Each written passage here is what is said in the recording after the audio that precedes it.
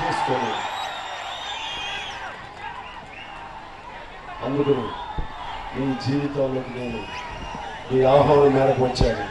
మీకోసమే నేను అన్ని రకాలుగా ఉంటాను. మీ సుఖ సంతోషాలతో నేను అన్ని విధాలుగా షేర్ చేసుకుంటాను. మీ కష్టమే నా కష్టం అనుకుంటాను, మీ సమస్య నా సమస్య అనుకుంటాను. వాటిని ఎలా అధిగమించాలంటే సాయి శక్తిలో ఉన్న యంత్రాంగాన్ని వాడుకొని ఖచ్చితంగా అధిగమించవచ్చు. ఏమండి, ఇవన్నీ అధిగమించలేని సమస్యలేం కాదు. ఈ సమస్య అనేది ఉంటే పరిష్కారం కూడా దానితోనే ఉంటుంది. అయితే చిత్తశుద్ధి ఉంటే ఉంటుంది. ఎవరైనా ఒక తాళం కప్ప కనిపెట్టి తయారు చేసిన వాడు తాళం చెవి లేకుండా తయారు చేస్తాడా? ఒక సమస్య అంటూ ఉంటే ఖచ్చితంగా పరిష్కారం ఉంటుంది. అయితే ఆ పరిష్కారం అనేది చెయ్యాలంటే మనసు ఉండాలి, ప్రజల పట్ల ప్రేమ ఉండాలి, వాళ్ళ పట్ల కృతజ్ఞత ఉండాలి, వాళ్ళకి ఏదో చేయాలని తపన ఉండాలి, ఈ జన్మను సార్థకత చేసుకోవాలని ఉండాలి. ఇవన్నీ ఉండి అన్నిటికీ మించి కష్టపడి కన్నీళ్లు తుడిచేటువంటి మనస్తత్వం ఉండాలి. వాళ్ళందరూ నా సొంత బంధువులు, నా ఆత్మీయులు, నా రక్త సంబంధికులు అనే భావం ఉండాలి.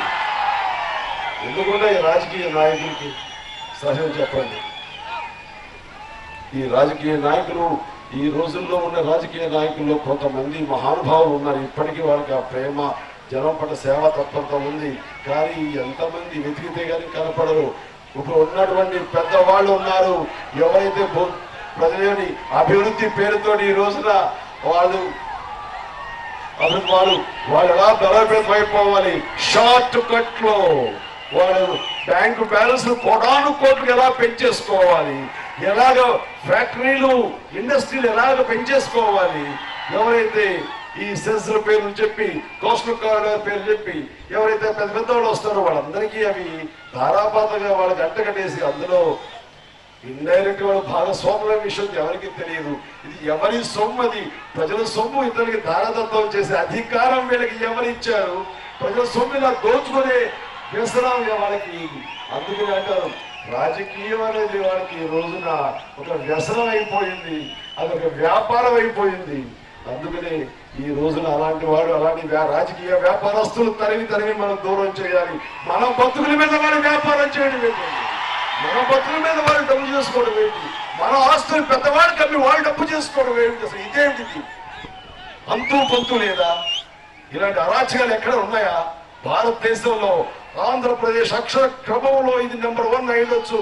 కానీ అవినీతిలో కూడాను, దోచుకోవడంలో కూడాను, ప్రజల సొమ్ముని దోచుకునే అడ్డంగా వాడు బలోపేతమై వీళ్ళ బతుకులు నిర్వీర్యంలో కూడాను నెంబర్ 1 అయిపోతుంటే చూస్తూ ఊరుకుంటావా?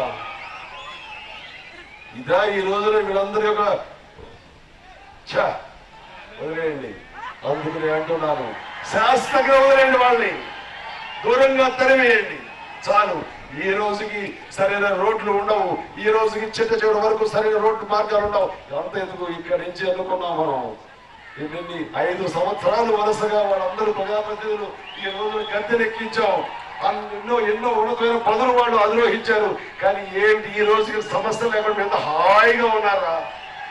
ఎన్నిసార్లు వచ్చి మీ సమస్యలు పరిష్కరించే మార్గంగా వాళ్ళందరూ కలిసి మీ పక్షాన్ని నిలబడి ఉన్నారు. ఇదా వీళ్ళు చేసేది.